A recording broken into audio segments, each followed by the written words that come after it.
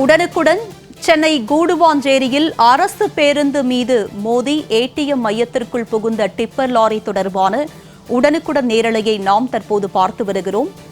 ஏடிஎம்மிற்கு பணம் எடுக்க வந்த திமுக பிரமுகர் ராம் பிரசாத் மீது லாரி மோதி விபத்தானது ஏற்பட்டிருக்கிறது.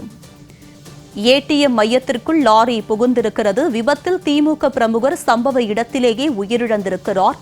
பேருந்தில் பயணித்த சிலருக்கு காயம் ஏற்பட்டிருப்பதாக தகவல் வெளியாகியிருக்கிறது. சென்னை கூடுவாஞ்சேரியில் அரசு பேருந்து மீது மோதி ஏடிஎம் மையத்திற்குள் டிப்பர் லாரி புகுந்திருக்கிறது. அதை நாம் உடனுக்குடன் நேரலையில் பார்த்து வருகிறோம். லாரி மோதி திமுக பிரமுகர் சம்பவ இடத்திலேயே உயிரிழந்திருக்கிறார். ஏடிஎம்மிற்கு பணம் எடுக்க வந்த திமுக பிரமுகர் ராம் பிரசாத் மீது லாரி மோதி விபத்து ஏற்பட்டிருக்கிறது. திமுக பிரமுகர் சம்பவ இடத்திலேயே உயிரிழந்த நிலையில் பேருந்தில் பயணித்த சிலருக்கு காயம் ஏற்பட்டிருப்பதாக தகவல் வெளியாகியிருக்கிறது. இது பற்றிய கூடுதல் விவரங்களோடு இணைகிறார் எமது செய்தியாளர் பத்மநாபன். அவரிடம் விவரங்களை கேட்டு பெறலாம். பத்மநாபன், என்ன நடந்தது? இந்த விபத்துக்கான காரணம் என்ன? இது பற்றிய விரிவான விவரங்களை பதிவு பண்ணு. வணக்கம்மா.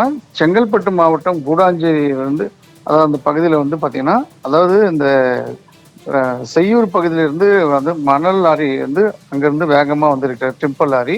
அந்த லாரி வந்து கூடாஞ்சேரியை வந்து சீனிவாசபுரம் சிக்னல் அருகே வந்தபோது கூடாஞ்சேரியிலிருந்து வடபழனி நோக்கி சென்று கொண்டிருந்த மாநகர பேருந்து வந்து, அதாவது திரும்ப நிற்கும் பொழுது அந்த வேகமாக வந்த மணல் லாரி வந்து அந்த மாநகர பேருந்து மேலே மோதியது. இந்த மோதிய மட்டும் இல்லாமல் அந்த வேகமாக வந்த மணல் லாரி தறிக்கட்டு ஓடி அங்கு அருகில் இருந்த ஏடிஎம் மையத்தில் வந்து அதிகமாக மோதியது. அந்த மோதிய விபத்துக்குள் ஏடிஎம் மையத்தில் வந்து பணம் எடுப்பதற்காக 24வது வார்டு திமுக சேர்ந்த பிரமுகர் ராம் பிரசாத் வந்து அந்த ஏடிஎம் மையத்தில் பணம் எடுப்பதற்காக உள்ளே விழுந்துள்ளார்.